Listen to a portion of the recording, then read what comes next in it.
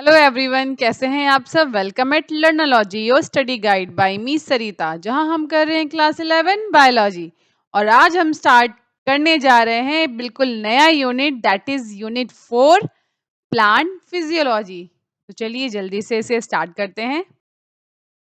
इस यूनिट में जो चैप्टर्स इंक्लूडेड हैं वो चैप्टर्स हैं chapter 11 photosynthesis in higher plants, Chapter 12 Respiration in Plants and Chapter 13 Plant Growth and Development। तो इससे पहले कि हम चैप्टर स्टार्ट करें, हम इस यूनिट को थोड़ा सा समझ लेते हैं। In this unit plant physiology, जो टॉपिक है ये, it introduces to perspective on biology, जो कि एक दूसरे से बिल्कुल भी नहीं रिजेंबल करते हैं। एंड ये दोनों ही पर्सपेक्टिव बेस्ड हैं on two level of organisation of life forms and phenomena, जिसमें से पहला पर्सपेक्टिव बताता है ऑर्गेनिज्मिक एंड अबव लेवल को, विच resulted in ecology and related disciplines.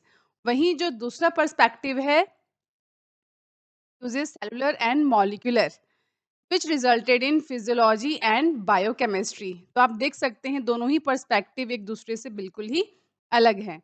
So plant physiology is a sub-discipline of botany that studies the functioning of plants. It includes the study of plant structure and their functions, जैसे कि photosynthesis, respiration and plant growth. इसके अलावा it also examines how plants respond to environmental condition, such as by changing their growth, germination or flowering. He is the scientist named Melvin Calvin, who was born in Minnesota of USA in April 1911, and he received his PhD in chemistry from the University of Minnesota. इसके अलावा he served as professor of chemistry at the University of California, Berkeley.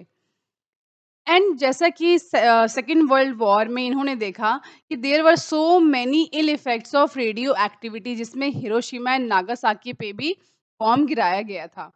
And kelvin और जो उनके को workers थे, they put the radio activity to beneficial use, जिसमें इन्होंने radio active isotope C14 को यूज किया to study photosynthesis and make discoveries about the process. इसके अलावा कैल्विन प्रपोज दैट कि जो प्लांट्स हैं change light energy to chemical energy. So ये पहले साइंटिस्ट थे जिन्होंने हमें बताया कि लाइट एनर्जी को केमिकल एनर्जी में प्लांट्स कन्वर्ट करते हैं by transferring an electron in N organised array of pigment molecules and other substances.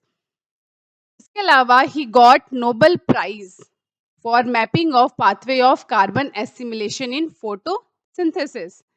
And जो इनका प्रिंसिपल था अबाउट द फोटोसिंथेसिस, उसको एट प्रेजेंट यूज किया जाता है in studies on renewable resources for energy and materials and basic studies in solar energy research. So all these are contributions of scientist Melvin Calvin.